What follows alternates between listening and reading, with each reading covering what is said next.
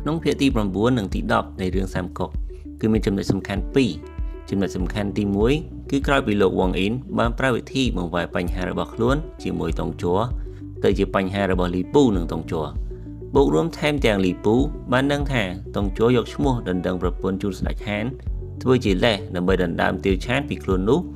គេមានការខឹងសម្បានឹងតុងជ័រយ៉ាងខ្លាំងក៏បានលួចទៅជួបនឹងលោក Wang In ចង់ឲ្យលោក Wang In ផ្ដល់ជាយោបល់មកឲ្យខ្លួនស្រាប់ពេលនោះឈិនភីងដែលបានជួយឆៅនៅវគ្គទី1នោះក៏បាននៅក្នុងសំណាក់របស់លោក Wang In ដែរពួកគេទាំងពីរក៏បានរួបគ្នាផ្ដល់យោបល់និងបញ្ចុះបញ្ចូលឲ្យលីពូរួមដៃគ្នានឹងពួកគេដើម្បីសម្លាប់តុងជ័រក្រោមការបញ្ចុះបញ្ចូលរបស់ពួកគេទាំងពីរលីពូក៏បានយល់ព្រមជួយពួកគេក្នុងការបង្ក្រាបតុងជ័រចុងក្រោយតុងជ័រត្រូវបានស្លាប់ក្រោមលំពែងរបស់លីពូទាំងដែលគេមិនដឹងថាលីពូក្បត់គេតាំងពីពេលណានោះទេនេះគឺជាផលប្រយោជន៍ក្នុងការប្រើប្រាស់វិធីសាស្ត្ររបស់លោក Wang In ដែលបន្លែងពីគំនុំរបស់លោកនិងតុងជ័រទៅជាគំនុំរបស់លីពូនិងតុងជ័រទៅវិញហើយបន្ទាប់ពីបានបង្វែរគំនុំនេះហើយអ្វីដែលគាត់ធ្វើបន្តគឺគ្រាន់តែអង្គុយរងចាំឱកាសមកដល់តែប៉ុណ្ណោះ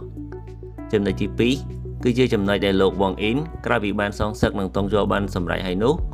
បែរប្រែខ្លួនទៅជាមនុស្សក្អេងក្អាងដូចតុងជ័រទៅវិញហើយមិនស្ដាប់សម្ដីរបស់អ្នកណាទាំងអស់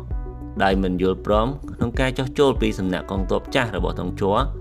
ហើយព្រមទាំងបញ្ជាឲ្យលីពូចេញទៅបង្ក្រាបពួកគេទៀតផងក្រោយពីដឹងដំណឹងនេះកងទ័ពចាស់របស់តុងជ័របានឆ្លៀតឱកាសក្នុងពេលយប់ក៏បានវាយលុកចូលក្នុងក្រុងឆាងអានរួចបង្ខំឲ្យលោក Wang In សម្លាប់ខ្លួនដើម្បីបំបត្តិកំហឹងរបស់ពួកគេ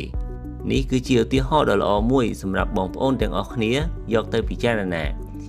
ជាទូទៅក្រោយពីយើងទទួលបានជោគជ័យអ្វីមួយធំដុំនោះតែងតែមានការកោតសរសើរនិងលើកទឹកចិត្តពីសំណាក់បងប្អូនឬមិត្តភ័ក្តិជិតស្និទ្ធរបស់យើងដែលអាចធ្វើយើងកើតមានអំនួតលើខ្លួនឯងជាមិនខាន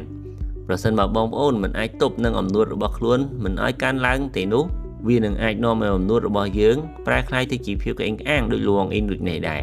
ហើយភាពក្អេងក្អាងគឺជាអ្វីដែលគួរឲ្យខ្លាចបំផុតសម្រាប់មនុស្សជោគជ័យពីព្រោះភាពក្អេងក្អាងគឺតែធ្វើឲ្យមនុស្សមានការគិតមិនដដល់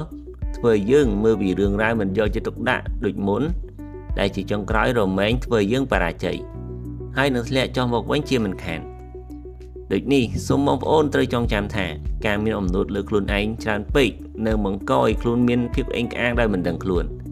ហើយភាពក្អេងក្អាងនេះមិនយូរនឹងឆាប់ប្រកាសជានាំឲ្យខ្លួនយើងជួបនឹងការវិនាសដោយលោក Wang In និងសុនជៀនជាមិនខាន